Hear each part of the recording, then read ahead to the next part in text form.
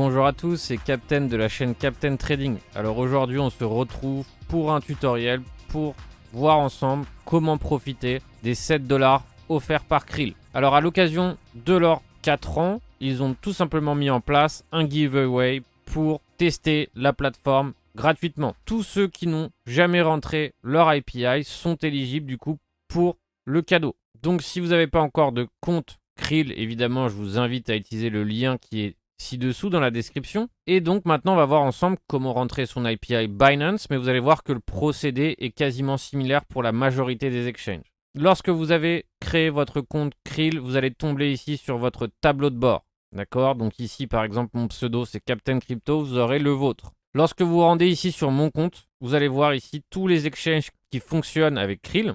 Donc par exemple dans notre exemple on va choisir Binance. Vous allez voir ici qu'il y a écrit API Key et Secret Key. Donc on va voir que c'est deux codes différents qu'il va falloir rentrer. Alors pour ça on doit se rendre sur son compte Binance.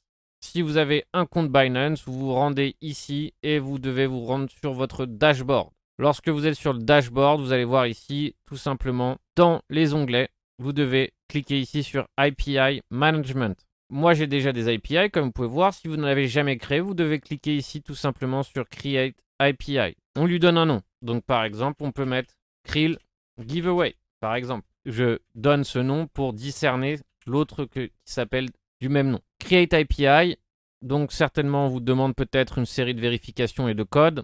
Vous devez rentrer vos vérifs. Et une fois ici que vous avez rentré vos codes de sécurité, vous allez voir ici qu'il y a écrit API Key Secret API. Donc évidemment, je vais changer ces codes une fois que j'aurai fini le tutoriel. Évidemment, l'objectif, c'est si vous mettez en place ce genre de processus, vous devez garder ces clés-là privées. C'est excessivement important. C'est des datas qui ne concernent que vous et que vous devez utiliser uniquement pour rentrer dans l'exchange. Et derrière, on ne les utilise plus et on les garde privées. Ici, qu'est-ce qu'on doit mettre en place comme encoche? Enable Reading. Donc ça veut dire qu'actuellement, c'est API ne sert juste à lire les informations. Donc ça, par exemple, il y a certaines plateformes qui lisent, par exemple, pour vos tax reports ou autres, qui ne lisent uniquement vos données de trading, mais qui ne permet pas de trader. Donc nous, pour pouvoir trader sur Krill, on est obligé de changer ici Edit Restriction et de mettre Enable Spot Trading, Enable Futures Trading, parce que nous, par exemple, on va aussi utiliser Krill pour trader les futurs. Enable Vanilla Option, donc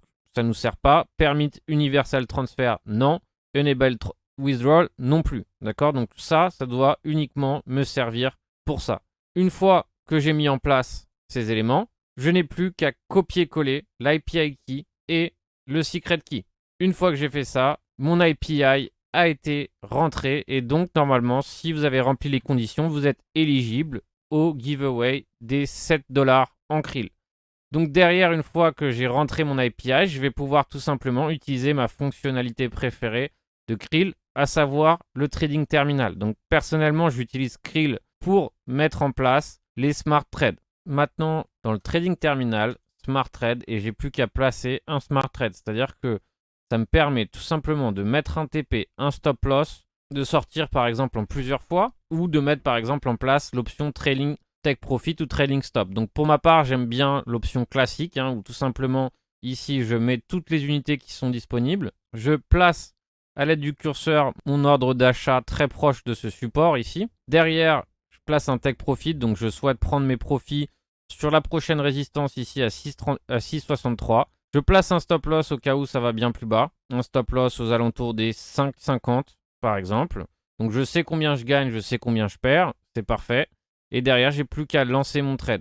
Et ici, ça y est, j'ai placé mon stop loss. Donc dans ce petit tuto, on a vu ensemble comment placer son API, donc comment régler son API. Et on a vu ensemble comment placer un trade dans le trading terminal. Alors, voici pour gagner du coup vos 7$ en Krill, tout simplement pour tester la plateforme. Donc simple et efficace, il suffit tout simplement de rentrer l'API exactement comme on a fait. Ce petit tuto est maintenant terminé. Si vous avez des questions, n'hésitez pas à les mettre en commentaire. Et nous, on se retrouve pour un prochain épisode de la Captain Trading Series la semaine prochaine. Bon trading à tous.